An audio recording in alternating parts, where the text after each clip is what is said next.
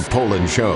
We got to go after this with everything we got, figuring they're going to come with everything they got. I'll start off by saying I'm bored, I'm broke, and I'm back. The Andy Poland Show on ESPN 630 starts right now. All right, kind of tough to get back in the swing of things, huh? After the long holiday weekend. A weekend which included a debacle for the Washington Commanders. We'll get into the fallout from that. A wild, wild Saturday of college football. We'll spend some time on the Alabama game from Saturday, the Iron Bowl, which was just absolutely incredible. As a matter of fact, Lauren Druhan is going to be with me tomorrow. She is a lifelong Auburn diehard fan, and I am really anxious to get her feelings on watching her team go down in flames on for what forever will be known as 4th and 31. Yet another incredible play in a history of incredible plays in the Iron Bowl. We'll get to that. Plus, something crazy happened with the Redzone Channel yesterday. I know Tony's going to be talking about this coming up at 11 o'clock, but they had an alarm go off during the show. I mean, one of the real interesting stories about the whole channel is Scott Hanson, who used to work here. He was at Comcast Sportsnet and has been with the NFL Network for maybe 15 years or longer. And has been doing a great job doing the Redzone Channel every Sunday. And it's always, he can't leave, and he never goes to the bathroom, and he's tethered to the desk. Well, he had to leave his desk for the first time because they had a fire alarm or some type of an alarm that went off. But they brought him back in. They said it was a false alarm, but the alarm didn't go off. And we'll go through that coming up later this hour. But let's start with the shakeup that happened on Friday, and we were on the air. We did a show on Friday from 9 to noon, and this broke, quarter to 11, something like that, that Ron Rivera had, it was announced, fired Jack Del Rio and Brett Wieselmeyer, who is the defensive backs coach. And I think most of us thought, well, yeah, Rivera fired him, sure. He's claiming it was his move. It would seem that Josh Harris said to him, it's got to be somebody. It's you or somebody else, but we got to throw somebody overboard after what happened in Dallas on Thursday. So it was Del Rio who went. Rivera's going to take over the defensive play calling for the rest of the year.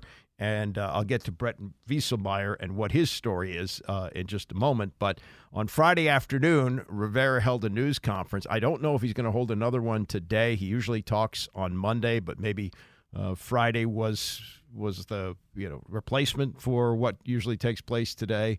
But they're getting ready to play Miami, and the Dolphins are 9.5-point favorites coming here. 9.5-point favorites on the road against a team that has been a defensive disaster this year. Remember, going into the season, Ron Rivera said the defense is going to carry us, and it's carried them to a 4-8 record, and they have given up the most points in the league. They're averaging giving up almost 30 points a game, and it has been, from expectation to reality, one of the biggest slides you could ever imagine. And the two high-priced defensive ends look like, they aren't high-priced yet, but will be. Chase Young and Montez Sweat, they're with other teams now, and this team is a complete defensive disaster. This was Rivera at his news conference Friday. We needed to shake it up a little bit, and again, it's nothing that indicts what they do or how they do it. It's just that based on how we were playing, we just had to, get some things shooken up. So this is what I did. Shaken up, Ron. You went to Cal. Come on, you can better than that. And he says that this wasn't necessarily just what happened in the Dallas game. Probably thinking about for a little bit. But, the culmination obviously was for yesterday, and it was just like it just snowballed again. And again, just thinking this might be the thing that could help it. Again, I just think that, everything that Jack and Brett did was to, do the best they can to help us. And unfortunately, we just didn't get it done. And like I said, the blame is we're all culpable, players and coaches. We have to be better. And this is how he opened it, that, in fact, even though it would seem that this is a Josh Harris order, you got to get rid of somebody. And if Jack Del Rio has to go, he's got to go.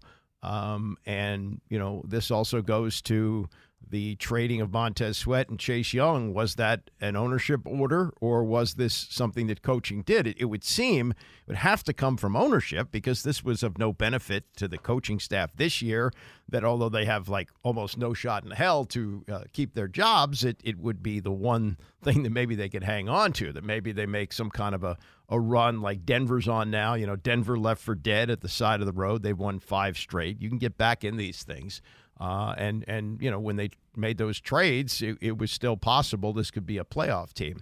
But Rivera says, this is his explanation, that it was his decision to fire Del Rio and Vesselmeyer. I reached out to Mr. Harris, and I informed him of what I was deciding and what I was going to do, and wanted to make sure he was aligned with me, and he agreed and okayed my decision, and I went forward. And but I called him early, and just told him, just kind of looking at the situation, circumstances, and just kind of use the snowball analogy. It was one of those things that just kind of started again. It's hard to get out of it, and this is probably the thing that I felt was necessary to do to hopefully get out of this rut and get to a point where we can play to our abilities. It was hard because we got some good guys and we did some good things, but unfortunately something bad would happen, and it just kind of escalated. Now maybe it's semantics when he says he made this decision and he called up Josh Harris on Friday morning.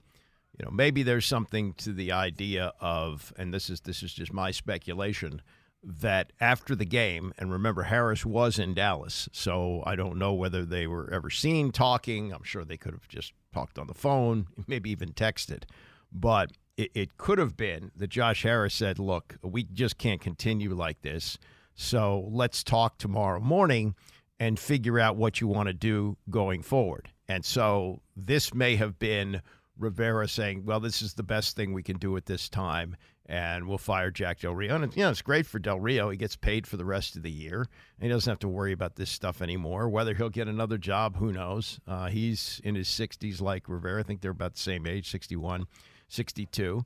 And he's got his holidays free. Doesn't have to worry about any of this stuff, and can now decide what he wants to do next. He was in TV, believe it or not. He had terrible news conferences. The news conferences were really dull. He never said anything. When he did, he stuck his foot in his mouth, like calling January 6th the dust-up. But he did do TV for at least 2 years, I think, with ESPN, maybe 3, because he was out of coaching for 3 years. So maybe he goes back to doing TV, and maybe somebody wants to hire him as a defensive coordinator. I don't know. But that's something that they had to do, and the something was something. Like they had to do whatever it was, had to be something, and it could have been Josh Harris just saying, okay, that's enough, get out, Ron. But the problem would be is you would have had to make Jack Del Rio the head coach. All this Eric Bieniemy talk, I even heard crazy ideas like Ryan Kerrigan becoming the head coach. Come on, it's just not going to happen. So they had to make a move, and that was the move that Rivera decided to go with. Now, I want to read you something from John Canosa. John Canosa was the longtime stats guy for Redskins radio when Sonny Sam and Frank did it, and I think he may have stayed on when Larry took over for Frank. And he's pretty well connected. When you go to every game, you talk to a lot of people and you find out some things. And John is a very bright guy. I believe he coaches high school football, if I'm not mistaken now. But he put this up on his Facebook post, referencing kind of what he said when Ron Rivera was hired in 2020. And he said the staff that he assembled included Scott Turner, Norv's son, who was out of the NFL until his dad landed a job with Ron Rivera in Carolina. Sam Mills III, Sam Mills Jr.'s son. Sam Mills, a legendary player with the Carolina Panthers. Ken Zampese, Ernie Zampese's son, who was the offensive coordinator with the Atlanta Legends and a quality control assistant at Florida immediately before joining Rivera's staff. Quality control is a very low-level position. That's not anywhere near, offensive coordinator or big offensive responsibilities. There's a lot of getting coffee in that job. Also hired Luke Del Rio, Jack's son, Vincent Rivera, Ron's nephew, Travell Wharton, 1 year as a quality control coach and was out of football for 2 years before Rivera hired him in Carolina in 2018, and Brent Wieselmeyer. Even though Jack Del Rio was a questionable hire, as Del Rio had been out of the NFL for 3 years prior to joining Rivera in Washington. So this is the staff that's hired, along with Del Rio, who couldn't find a coaching job for 3 years. More from John Canosa's post. Head coaches will forever hire individuals who will be loyal to them, not the owner. Unwavering loyalty is the first box checked, but when a third of your staff includes friends and family, you aren't hiring the best and the brightest. Any future head coaches on Washington's staff now? I don't think so. He says, now, this is the most important part of the post. Brent Wieselmeyer. I mean, most of us hadn't heard of him until he was fired on Friday. He had taken over this year as the defensive backs coach. His claim to fame, he was the head coach at Valor Christian High School, where he coached Luke Del Rio. 3 years later, he was the assistant linebackers coach for Jack Del Rio's Oakland Raiders. When Del Rio was fired, Wieselmeyer ended up as the head coach at Santa Margarita Catholic High School, where he hired Luke Del Rio as his tight ends coach in 2019. 1 year later, Brent and Luke both found themselves on the Washington Commanders staff. So there you go. And that's exactly right. You know, you want to hire people who are your friends, who you're comfortable working with, but are they the best people? You know, this is a competitive business. You want to have the people who can help you win, and nobody wants to hire people who butt heads with you. Now, you remember the relationship between Buddy Ryan and Mike Ditka with the Chicago Bears. They freaking hated each other. And they had maybe the best team of all time, certainly the best defense, coached by Buddy Ryan. And one of the oddest post-Super Bowl scenes was both coaches being carried off the field on the shoulders of players. Sometimes when two good people are working and have independent ideas, they butt heads, but they come out with the best result. And if you've got unquestionably loyal people who wouldn't have a job in the NFL unless you gave it to them, that's why you have what you have right now, and you don't have a very good football team. And now Jack Del Rio doesn't have a job. Brent Wieselmeyer doesn't have a job. And I would assume that he goes back to coaching high school, because unless Jack Del Rio gets another coaching job, I don't think he's going to be back in the NFL. And if somebody were to hire Jack Del Rio, I think they would ask, what's your staff going to look like? And if he says Brent Wieselmeyer is included, I think he might be eliminated from contention for the job. So that's a picture, and very well done by Canosa laying this all out. And this just doesn't work. And there's a lot of nepotism in the NFL. Now you could say, well, look at Shanahan. Mike Shanahan brought in Kyle Shanahan, and Kyle is proving to be one of the best coaches in football right now, and he's producing guys like Mike McDaniel who come from that tree and are having great success, like with the Miami Dolphins. So there is that. But reality is, when you're pulling a guy out of high school to be a coach on an NFL coaching staff and no other team is interested in hiring him, it's probably not the best situation. I'll tell you, he's in a good situation.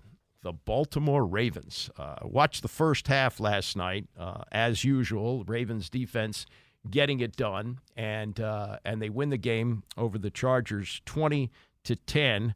Zay Flowers, who had a really bad, let's face it, end zone celebration, caught a touchdown pass, and then did the bridal bouquet thing where he pretended to throw it over his shoulders. That caused a delay of game, and Justin Tucker's extra point was late. Didn't matter for him. They moved it 5 yards back. They could have moved it 20 yards back. He still would have made it.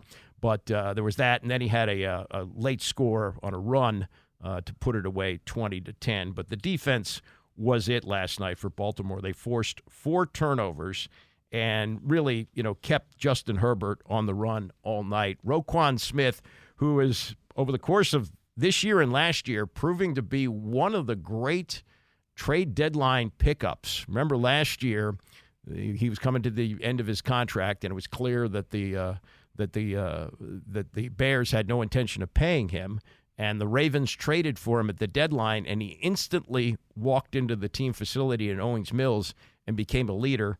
And, again, was a leader last night as the defense was dominant in the 20-10 win.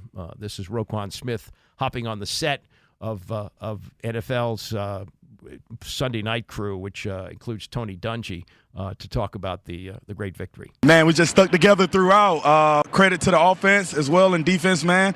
You know, the pressure is on, so pressure either burst pipes or make diamonds, and we in the diamond making business.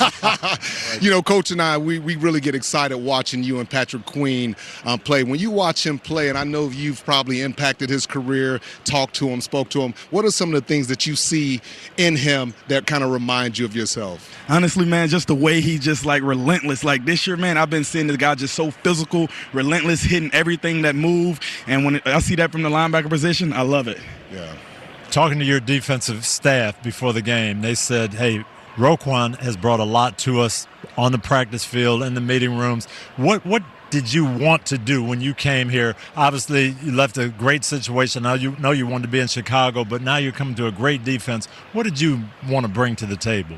Honestly, I just wanted to be myself at the end of the day, and that's who I am best. And I felt like, you know, the guys respect who I am as a person and just the way I go about things day in and day out. And I just don't take anything for granted. And I think the guys really, truly love that and respect that. A player that, like, never take no for an answer and always willing to hit anything that moves. Okay, hitting anything that moves, and they did that last night. John Harbaugh, complimentary of everybody across the board, and we'll get to Lamar Jackson and the record that he set last night, but this was Harbaugh on the defense. The defensive effort was just tremendous. I mean, guys were on point, locked in, doing their job, playing as hard as they could, fundamentally sound, tackling people, keeping the quarterback in the pocket, believe it or not, all but one play, really, and that's a big challenge with Herbert, so feel good about that. And Ravens are 9-3. They got the bye week coming up, but they've got a half-game lead on Kansas City, Jacksonville, and Miami for the best record in the conference. AFC is really shaping up nicely. Those four teams, it's going to be one of them, I think, in the Super Bowl. Now, everything is tracking, especially the way Philadelphia was able to come back yesterday against Buffalo. It's tracking towards a Super Bowl rematch, but you know, crazy things can happen along the way. But Baltimore very much staying in the mix. And Lamar Jackson, who's got his contract this year, that dominated all the conversation at this time last year. What about Lamar Jackson? Is he going to come back? Oh, he's not going to come back. He's back, and he's playing well. 18 of 32 completions. He also ran for 39 yards on 11 carries, becoming the fourth quarterback to go over 5,000 yards rushing in his career. Michael Vick, Cam Newton, and Russell Wilson are the others. But Jackson has played 82 games, 22 fewer than it took Michael Vick to reach that. And Vick, it seemed, was running more often. But really, the Ravens are really clicking right now, defensively especially, and offensively. You know, Odell Beckham, who was hurt a lot in the first half of the year, starting to make big contributions, and Zay Flowers, as a rookie, is proving to be a huge addition to the passing game. So you got to like the Ravens where they're at, especially heading into the bye week at 9-3 with a half-game lead on the field in the AFC. All right, coming up, Scott Hanson had himself quite a day at the Redzone Channel. We'll go through his day and more as we continue. It's the Andy Pollin Show, ESPN 630. The Andy Pollin Show on ESPN 630, the sports capital. Oh, we got some breaking news from the NFL, and this is a doozy. Frank Reich fired after 10 games with the Carolina Panthers. 10 games. This David Tepper. Remember, he fired Ron Rivera after his Panthers lost to the Redskins on Thanksgiving weekend 4 years ago. And then I forget who was even in between. Might be the coach. Yeah, it's the coach who's now at Nebraska. Anyway, Frank Reich, who was fired during the season last year by the Indianapolis Colts, as Jeff Saturday stepped in, now he takes over the Carolina Panthers, who are in a rebuilding situation. They had the number one pick of the draft. I mean, how much more was he expecting? So now this David Tepper is going to have to be paying another coach, not the coach. I guess there's some offset in there. I can't imagine for the third straight year that Reich will have a job with a third different team as a head coach. Who knows? But they say special teams coordinator Chris Tabor will take over, and Jim Caldwell moves on to special advisor working with the offense. Jim Caldwell is an African-American who's gotten the short end of the stick. He should have been a head coach by now, but he's getting older. So there's that. Wow, that is a wow. With a rookie quarterback and a rebuilding team, 1-9, not good enough. Tepper was seen after yesterday's game leaving the locker room, dropping an F-bomb. So I don't know what he expects. I don't know how soon he expected his team to win. But, boy, thank God Dan Snyder's in the rearview mirror, and impetuous ownership survives in the NFL as Tepper has once again taken over as an interim, gone to an interim in a season that's still going on. Chris Tabor does have experience, according to Ian Rappaport, previously served as an interim coach with the Bears, but here's the development of Bryce Young.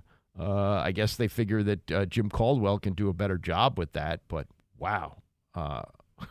Frank Reich, 2 years in a row, fired during the season. I don't think he's going to wind up here, but I'd rather have him than Bill Belichick next year. I would. He's known as a really good offensive mind. He's just gone to the wrong teams with the wrong owners. He's worked for two of the worst, Jim Irsay and David Tepper, who both fired him during the year, 2 years in a row. You're taking over a team that had the number one pick in the draft. You're going to get 10 games to prove that you belong with Vince Lombardi? My God. Ay. All right, this happened yesterday. Big fan of the Redzone Channel. My routine is to watch the entire Commanders game, which these days is usually on at 1 o'clock, and then I switch over and watch Redzone rest of the day. And yesterday was a day which was all Redzone because the Commanders didn't play. Well, as the games were going on, and this was later in the afternoon, there's an alarm that goes off. Now, Hanson has built this reputation of having the iron bladder. Like, he never goes to the bathroom. He's given lots of interviews about how he prepares for this. He doesn't eat or drink anything during the broadcast for fear that he would have to go, and that he's got this constitution which allows him to stay on the desk for all 7 hours. So, he opens every broadcast, 7 hours of commercial-free football, and he's great at what he does, but he doesn't leave the desk. Well, yesterday, for the first time since he started doing the show, this happened to Scott Hanson. Well, ladies and gentlemen, this is a first in my 20-something year broadcasting career. We have an alarm going off in the studios of NFL Red Zone right now, in our studios here in Inglewood, California. We are being told we need to evacuate the building. We do not know the nature of the emergency. You can probably hear the alarm going right over the top of my right shoulder here, as it is something absolutely unprecedented for us. Yeah, it was for him. But I guess I wasn't watching at the time. I think this may have been after I went over to CBS to watch the rest of the Eagles-Bills game. Because, the way it works with the Redzone Channel, once there's only one game going on, they have to switch away. Like, they can't show it to you. That was the latest game. And the other games were out of hand. So I knew that was all I was going to watch the rest of the day, so I switched over so I didn't see this. But he did get back in the studio, but the alarm had not stopped. Well, Scott Hanson back with you in the NFL Red Zone studios. The alarm continues to go off here in our facility in Inglewood. I am told it is safe for me to be in my position right now to tell you that the final score is on the board there. Yeah, I mean, he was still doing his job with the alarm going off, even to the bitter end, even as he wrapped up the broadcast, which would have been 7:30-ish. As the emergency recording continues to sound here in the Inglewood, California studios here at NFL Red Zone, we say thank you so much for watching. Glad you spent the rest of your Thanksgiving weekend with us. For all the hardworking women and men in the studio and in the control room, I'm Scott Hanson. Thanks so much for watching. We leave you as we always do, with one more look at every touchdown from every game. Yeah, so he soldiers on. He's a pro. That's part of what you have to do. This happens from time to time in our studios. There'll be an alarm, and the first inclination is, oh, it's probably a false alarm. And every once in a while, somebody says, no, got to evacuate the building. It's real. But a lot of times they do testing of the alarms. They'll tell you in advance. This, I'm sure, was just something that went off that shouldn't have gone off, and it totally messed up at least the end of the broadcast. But he's a pro, and he stepped back in and got through it. So that was part of the fun and games from yesterday. I'm sure that Tony was watching. Seems like he watches every Red Zone broadcast start to finish, and I'm sure he'll have some fun with that coming up at 11 o'clock today. Again, the breaking news: Frank Reich is out as head coach of the Carolina Panthers after only 10 games. Took over this year, was brought in to shepherd a team through a rebuilding stage. They had the number 1 pick of the draft in Bryce Young, the quarterback from Alabama, and now he's out of a job. It's some of these owners are, and I'm not saying Josh Harris is that. I think he would have had every right to get rid of Ron Rivera. I don't think anybody would have blinked if he would have gotten rid of Rivera instead of Rivera getting rid of Jack Del Rio on Friday. But he hasn't done that, and I think there's going to be a more traditional setup there. But to see him go after only 10 games is crazy. And maybe Tepper is crazy enough to bring in Jeff Saturday. Who knows? I mean, the way the NFL calendar works, they really don't have to get down to business until Wednesday. So they have an interim coach. They've hired, an interim coach there. But, do you bring in somebody crazy? Is this guy Tepper impetuous enough to say, well, I've been watching so-and-so on TV, and I think he's really great at what he does? This is the league now. And here's, I guess this is a symptom of the amount of money that's available. We're seeing this in college with these buyouts, $77 million for Jimbo Fisher. Indiana, which is hardly a top-tier college football program, paying Tom Allen $15 million to go away. These owners, they sign these coaches to contracts. They don't care if they have to pay $10 million, $15 million, $20 million to get rid of them. They don't care. It's just a rounding error. It's a business expense. So they pay it, and they move on, and they get to feel like they did something. Instead of you or I rooting for a team and throwing the remote, this is their way of throwing the remote. They throw the coach out, and they say, here's your $15 million left on your contract. Get out. Like, it was a really big deal when Marty Schottenheimer got fired from the Redskins in 2001. I think he had signed a 4-year deal. This is how the money was then. It was 4 years, $10 million. And people went, oh, wow, they owe him $7 million or $6 million, whatever. They owe him that amount of money. Well, Marty got himself a job right away with the Chargers, so I'm sure there was offset in that. So Snyder only probably had to pay about $2 or $3 million to get rid of Marty. That's nothing now. They'll pay $25, $30 million. It doesn't mean anything to them. They just want to move on. That's their way of throwing the remote, and it also shows you just how much money is coming into the league. And wherever Dan Snyder is, on his yacht somewhere or sitting in his mansion in England, he's probably crying in his beer about all the money he could have made had he been able to hang on to the team. As it is, walked away with $6 billion, but the way things look now, that may be a fraction of what they're going to be worth in years to come. When you see behavior like this, it tells you just how much money these owners have. Coming up in the next hour, we'll get to more of what Ron Rivera said on Friday about the firing of Jack Del Rio and what Alex Smith said in response to Tom Brady's kvetching about the current NFL. Stay with us. It's the Andy Pollard Show, ESPN 630. Tony coming up at 11 o'clock today, and I don't think this will make his show. It's breaking news from the NFL, and it's just remarkable what happens when impetuous owners have lots of money and can throw it around like this. Frank Reich, who came in this season, after getting the short end of the stick last year in Indianapolis, where the impetuous owner there, Jim Irsay, fired him during the season to bring in Jeff Saturday from TV. Saturday had never coached at a level higher than high school. Saturday comes in, and included on his resume is the greatest comeback in the history of the NFL, authored by Kirk Cousins on a late season Saturday game from last year. I think they came from 25 down to win the game, and Saturday was out, I think, after winning one game. And so now the Carolina Panthers this year turn to Frank Reich. Now, they had Steve Wilks. Remember last year the Panthers made a change during the season. They fired the coach, and Steve Wilks did a very good job. He went 6-6 the rest of the year, had them flirting with the playoffs. And then he was out. He was out of a job at the end of the year because they wanted an offensive guy to work with the number one pick, which is Bryce Young from Alabama. And they go, oh, yeah, of course, because Frank Reich is great at working with quarterbacks.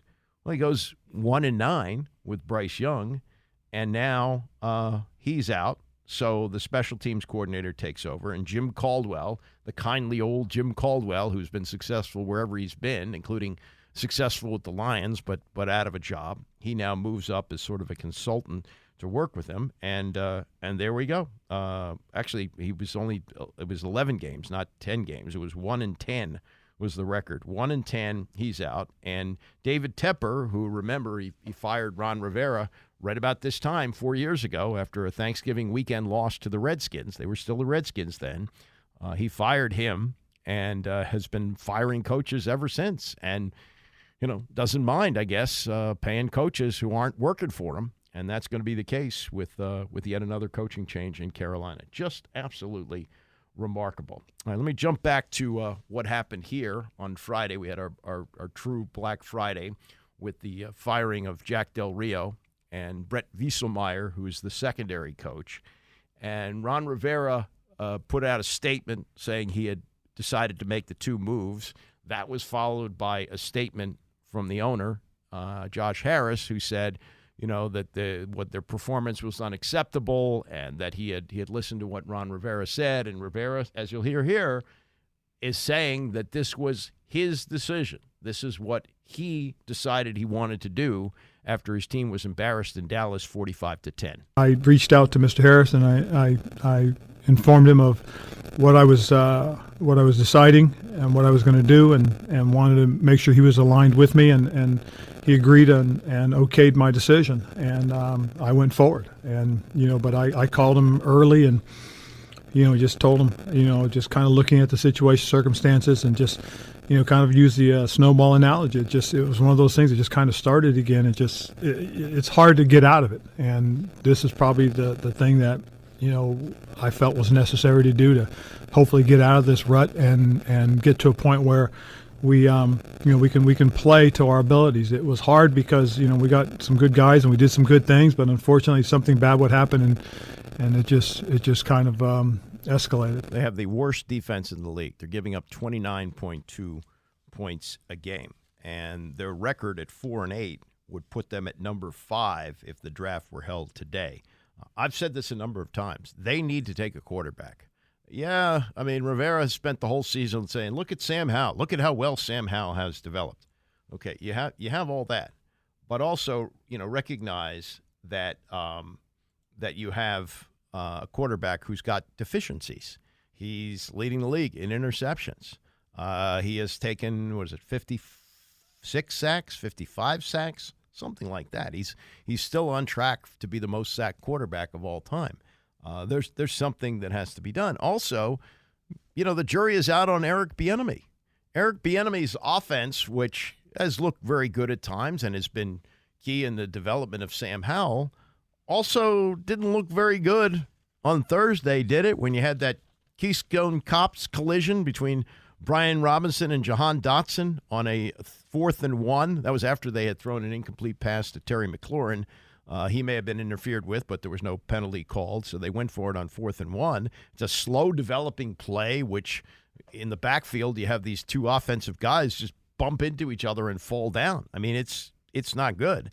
And this is something that Rivera was asked about in regards to what he had said during training camp. Now, he said he put his foot in his mouth about this, that he didn't mean to say it the way he said it, and he's done this a number of times in the 4 years that he's been here.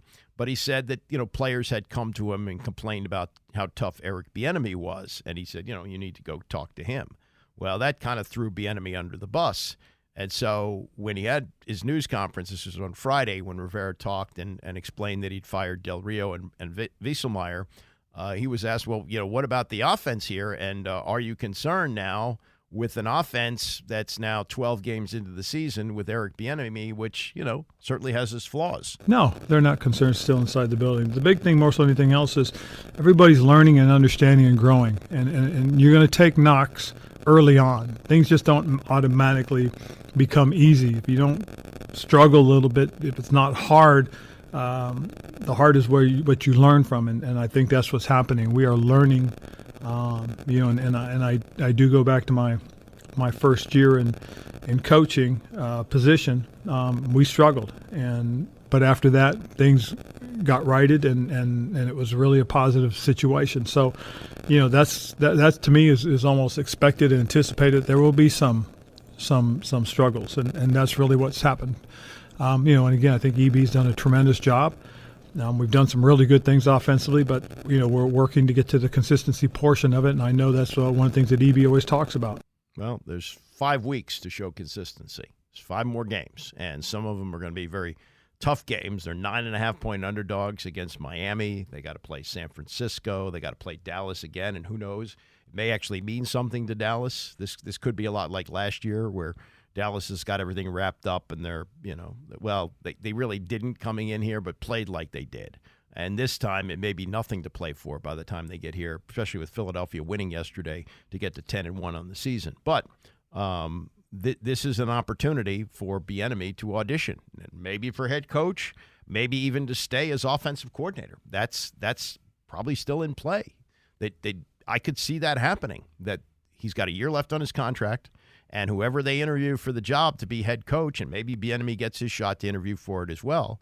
But if he's not going to be considered, I think one of the questions you ask potential candidates is, do you think you can work with Eric Bieniemy? What do you think about his offense, the way he's run things? What do you think about his development with Sam Howell?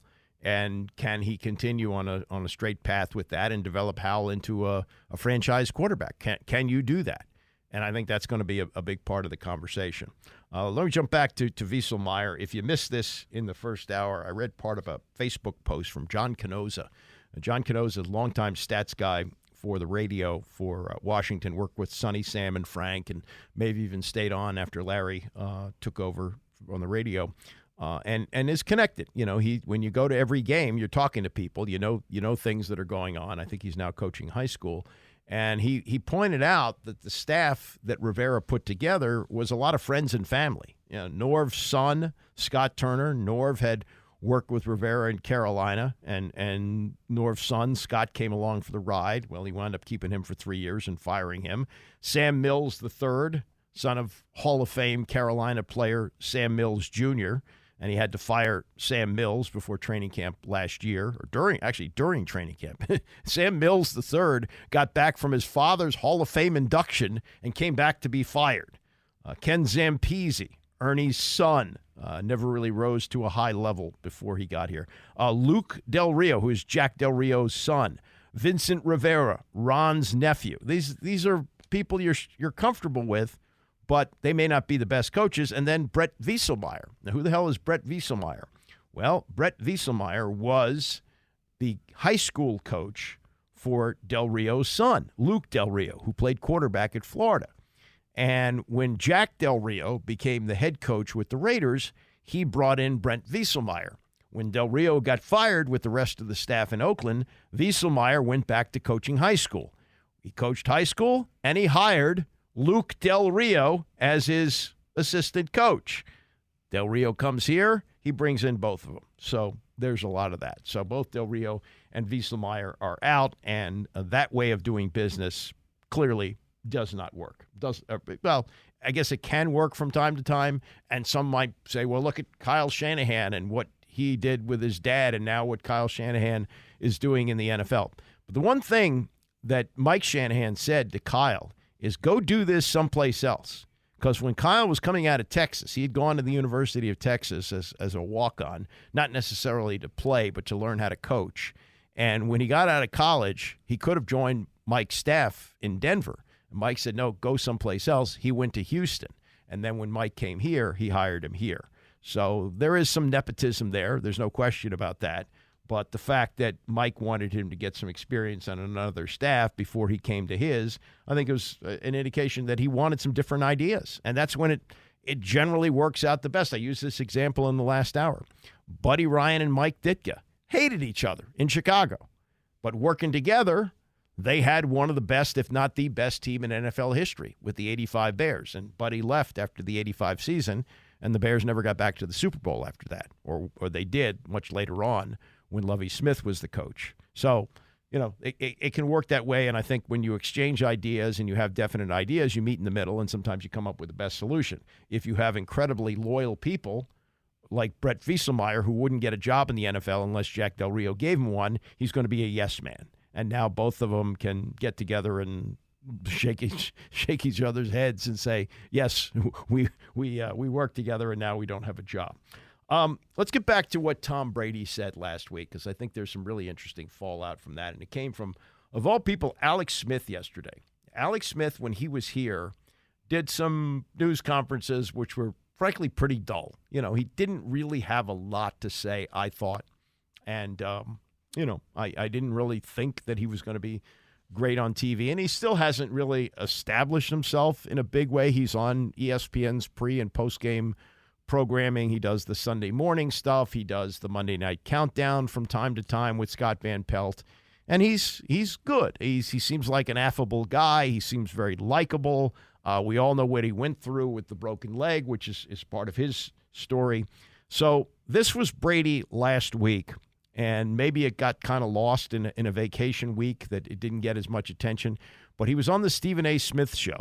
And this is Tom Brady, who's been out of the league for less than a year, talking like, the old man sitting on the porch talking about the way it used to be. I think there's a lot of mediocrity in today's NFL. Yeah. I don't see the excellence that I saw in the past. Why not? Why not? I think the coaching isn't as good as it was. I don't think the development of young players is as good as it was. The rules have allowed a lot of bad habits to get into the actual performance of the game. Mm-hmm. So I just think the product, in my opinion, is less than what it's been. I look at a lot of players like Ray Lewis and Rodney Harrison and Ronnie Lott, and guys that impacted the game in a certain way, and every hit they would have made would have been a penalty. You hear coaches complaining about their own player being tackled, and not necessarily, why don't they talk to their player about how to protect himself? We used to work on the fundamentals of those things all the time. Now they're trying to be regulated all the time. Offensive players need to protect themselves. It's not up to the defensive player to protect the offensive player. A defensive player needs to protect himself. I didn't throw the ball to certain areas because I was afraid players were going to get knocked out. Mm-hmm. That's the reality. Wow. I didn't throw it to the middle when I played Ray Lewis because you knock him out of the game, and I couldn't afford to lose a good player. So that's Tom Brady last week saying, "Hey, the NFL ain't what it used to be." It's he didn't go to the level of, "Hey, they ought to put dresses on the quarterback." But it was also ironic coming from Brady, since the rules of protecting the quarterback trace back to Tom Brady getting knocked out for the rest of the season in the opener of 2008 when he went down with the knee injury, and the league said, oh, no, we can't have these marquee guys sitting out the season with injury, so we need to protect the quarterback. So it was a little rich coming from him. Alex Smith took this to a different level yesterday. Now, he's sitting on the set with Teddy Bruschi, who was a teammate, Randy Moss, who for 1 year was a teammate, and Rex Ryan, who was in the same division. Rex coached the Jets when Brady was playing there. Alex Smith, taking a look at and listen to the Brady comments, this was his response on the ESPN show yesterday morning. Listen, first off, let me just preface this. I love Tom, the GOAT. But you don't need to say that. But you need to say it. Just get him. First off, he hasn't been retired that long. He was just playing. He just won a Super Bowl in the current game. Is he discounting that one? And then my biggest complaint with this, and no offense to you guys, well, all three of you guys, he played in the most uncompetitive division, I think, in NFL history. I mean, you come out of training camp, the biggest cupcake division, you got a ticket to the playoffs right away. Talk about mediocre. I completely disagree with this. I know he's referencing the rule changes over the middle to the receiver, but in my opinion, I think the game's gotten better. There's more parity across the league. Quarterback play is at an all-time high, I think, across the league. The best, you've got the best athletes playing the position. We didn't have this 30, 40 years ago. And then I also, listen, he's referencing also that offense is down, right? Like the numbers this year. To me, I kind of think we're in a golden age of D linemen. Yeah, it could be. I mean, there's never really been anybody like Aaron Donald. So, and there's a lot more emphasis on it. We saw Chase Young as the number 2 pick of the draft. So there could be some points to that. And good for Alex Smith for doing that, because when you match up their careers, even though Alex Smith had a really nice career and some good years in Kansas City and was a starter in San Francisco, I think that going after the GOAT is kind of dangerous territory. And there are guys, current guys, who are listening to his comments. Oh, yeah, not as good. Tom says it's not as good. And here's Alex Smith say, whoa, wait a minute. And also, not being afraid. Good for him for not being afraid to throw Rex Ryan under the bus, who's sitting right there on the set saying, well, he was in the division and his team stuck. Well, remember, Rex took the Jets to the AFC Championship game twice with Mark Sanchez, with the butt fumble guy. So it wasn't all that bad. But he's right. Most years, the Patriots would have a cakewalk to the division title. They're playing, 6 games in the division. And so those 6 games, 5 of them probably weren't going to be tough games. Maybe there's a team that's pretty good one year, like the Jets might be, or Buffalo pops up, or Miami one year. But by and large, he's right. That was a very winnable division year after year after year for Tom Brady. And so this is a reaction that a lot of guys have when they get out of football. But also, Alex Smith is right to point out, hey, the guy's only been out for less than a year, and he won a Super Bowl in 2020, which was only 4 years ago. So is he saying that the Super Bowl that he won in this era of football, because I think it would include 4 years ago, this era of football, it's not as good, it's mediocre? So you're saying, Tom, that your 7th Super Bowl was a mediocre Super Bowl win? What are you saying there? So good for him for challenging him. And I also wonder about this, how welcome these kind of comments are going to be from Brady when he's being paid $37.5 million by Fox to essentially promote the NFL. It's a partnership. And the reason that they can pay Brady $37.5 million, which I don't think is worth it, but if they can do that because of the amount of money that they're making from televising NFL games. So good for Alex Smith for taking it in another direction, and well said on that. Coming up, we'll get to what Kevin Willard said to the media on Saturday night. I know this got lost in the sauce, but they played Northern Alabama, and they won pretty handily. And I think with the wild day in college football and the upcoming day in the NFL, this didn't get noticed. But we'll talk a little bit about Kevin Willard and his personality that's different from, I think, any other coach we've had over the whole time that I can remember. I don't think we've had anybody quite like him. And I'll play an example of why I think that as we continue. It's the Andy Pollin Show, ESPN 630. The Andy Pollin Show on ESPN 630, the sports capital. All right, we got Tony coming up at 11 o'clock today. If you're just jumping in your car, Frank Reich fired in Carolina after starting the year 1-10. It is the shortest run for an NFL coach in 45 years. Even Urban Meyer got to 13 games in Jacksonville. And the 45 years ago was one that probably will never be broken. George Allen, who left here after the 1977 season, went back to the Rams, which is where he had come from when he came to Washington in 1971.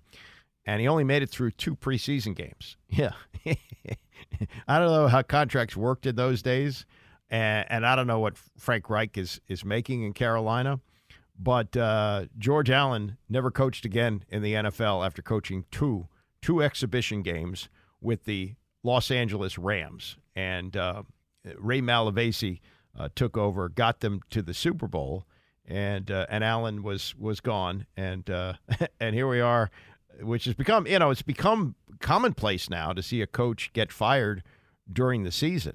Ron Rivera looks like he's going to stay the rest of the year. He got rid of Jack Del Rio, but this was very odd in that you have a circumstance where it's a rookie quarterback, and I guess they felt like Bryce Young was never going to work out with Frank Reich, so he's out. They have fired him, and he's gone after just 11 games. Just really incredible. This is I'm going to read you from NFL.com as I'm just catching up on these things. And special teams coordinator Chris Tabor will take over as the interim coach. Jim Caldwell will be a special advisor to offensive coordinator Thomas Brown, who will now take up the play calling. This is what David Tepper said in a statement. I met with Coach Reich this morning, informed him that we will not continue as a head coach, or he will not continue as head coach of the Carolina Panthers. I want to thank Frank for his dedication and service. We wish him well. Effectively, special teams coordinator Chris Tabor will take over as interim coach, blah, blah, blah. Been a rough start for Reich in Carolina. They showed little signs of growth, and things boiled over in the 17-10 loss to Tennessee. Tepper was seen leaving the locker room afterwards and dropping an F-bomb.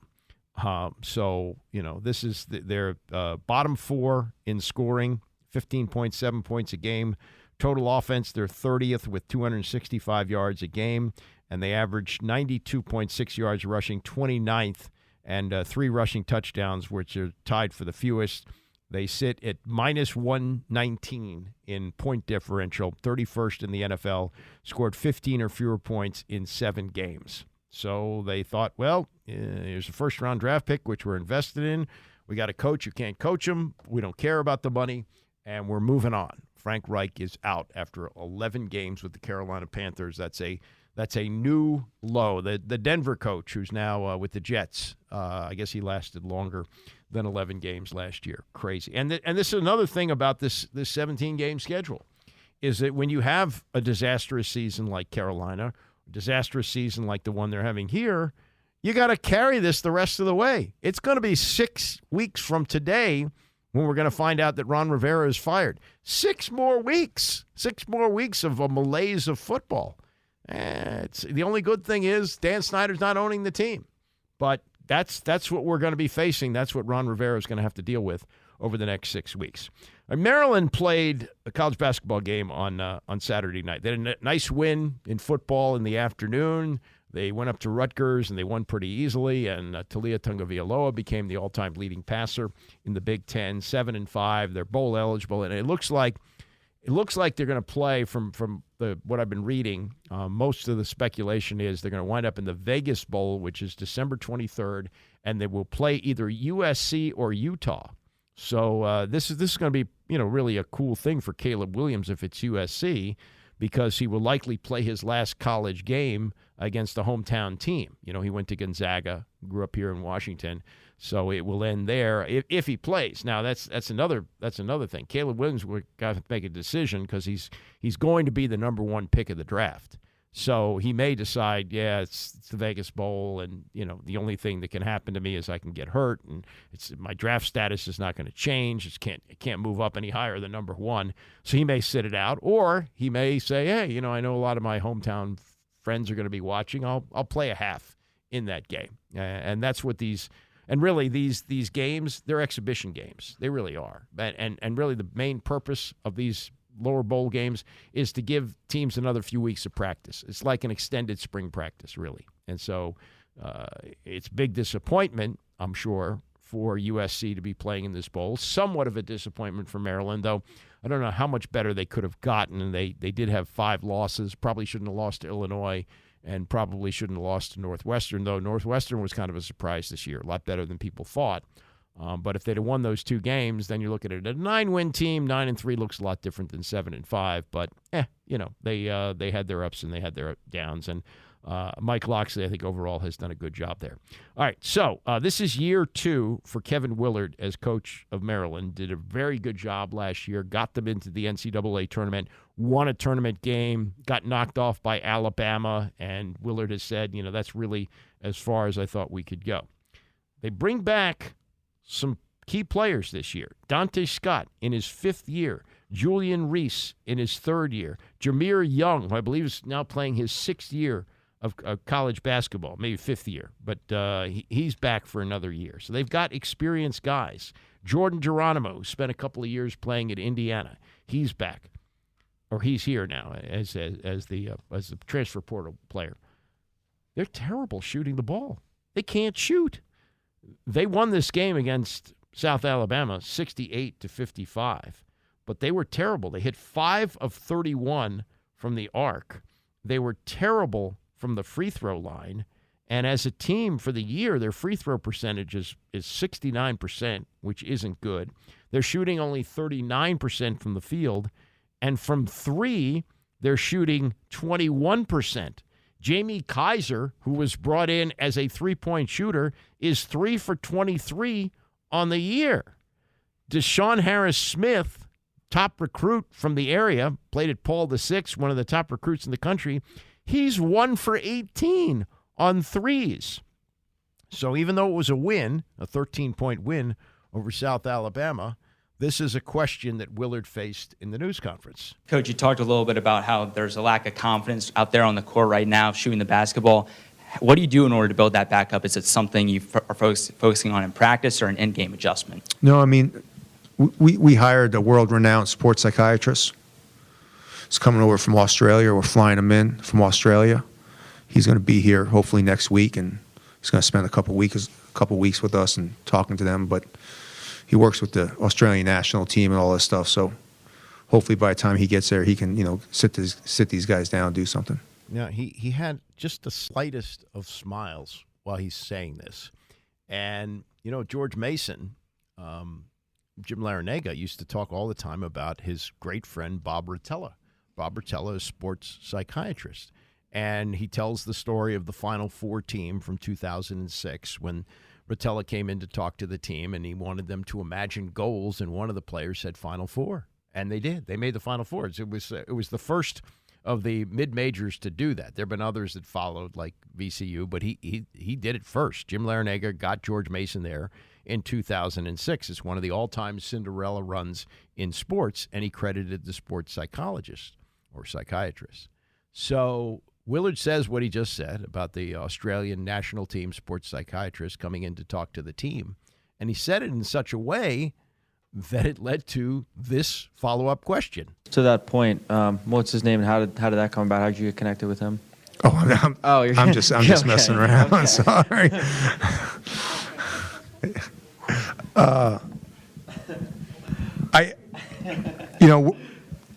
The simple answer is I have a lot of confidence in these guys for the amount of work. Like, I'll go in, I can come in the gym tonight at 11 o'clock, I guarantee there's going to be 4 guys in here shooting the basketball. I have to do a better job explaining them that at times when you're a freshman or you haven't played a lot, it's hard to get in the rhythm. It's hard to find a rhythm. And I think right now, the struggle shooting is just for the fact that I know eventually we won't struggle to shoot the basketball. But I think it's a little bit part of a growth factor that you just have to let these guys kind of figure it out a little bit on their own too. So I'm really impressed you guys thought I was bringing someone in from Australia. I knew you knew I would. I would have got away with it if Bob wasn't back there laughing. I'm thinking of the big personalities that we've had as coaches in this area. 2 of them in college basketball that built college basketball in the Washington area. First, Lefty Driesell, the showman, and John Thompson.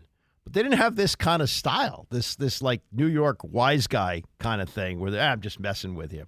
But he sold it pretty well, didn't he? I mean, he's talking about the sports psychologist coming in. Nowadays, athletic budgets are such that if you want to fly in a sports psychologist from Australia to talk to your team for a couple of weeks, you can do it.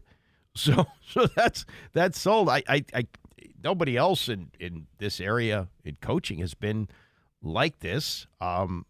You don't get this from Ron Rivera for sure. His predecessors, Jay Gruden could kid around a little bit, but I don't think he would have taken it that far.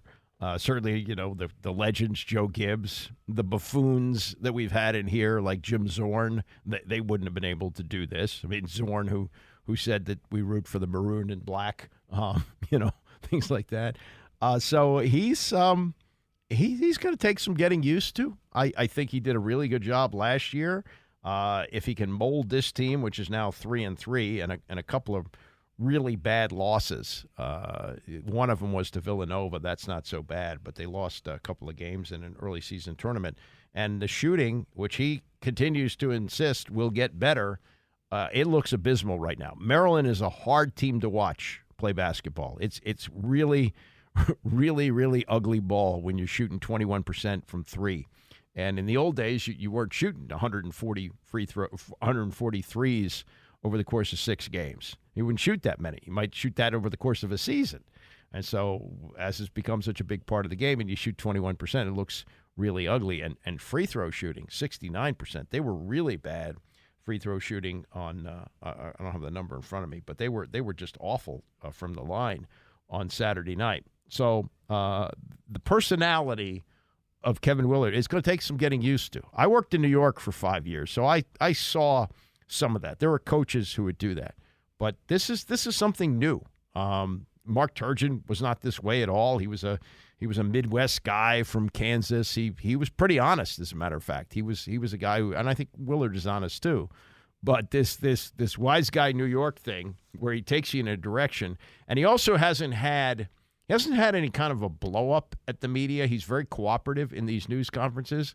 But I also get the sense that it might be there, not to the Bobby Knight extent, but that there's that spot that you might be able to hit and really anger him, and that hasn't happened yet. But I just found that to be interesting. Let me play it again. Let me play one more time what he said at the beginning. I guess you have to see his face, but he has a pretty good poker face on this. This is, again, from Saturday night after they beat South Alabama 68-55, but the shooting was terrible. Coach, you talked a little bit about how there's a lack of confidence out there on the court right now shooting the basketball. What do you do in order to build that back up? Is it something you are focusing on in practice or an in-game adjustment? No, I mean, we hired a world-renowned sports psychiatrist. He's coming over from Australia. We're flying him in from Australia. He's going to be here hopefully next week, and he's going to spend a couple weeks with us and talking to them. But he works with the Australian national team and all this stuff. So hopefully by the time he gets there, he can sit these guys down and do something. Can you buy that? You might. The smile, you could barely see the smile. I'm sure there were people in the room that were kind of laughing. But, that was pretty well done. All right, coming up, we got Tony today. I'll be back tomorrow with a 3-hour show. Looking forward to talking to Lauren Druhan about the Auburn-Alabama game. Just an incredible ending on Saturday. And whatever else pops up, we'll have that for you tomorrow. I'll be back then at 9 a.m. See you then.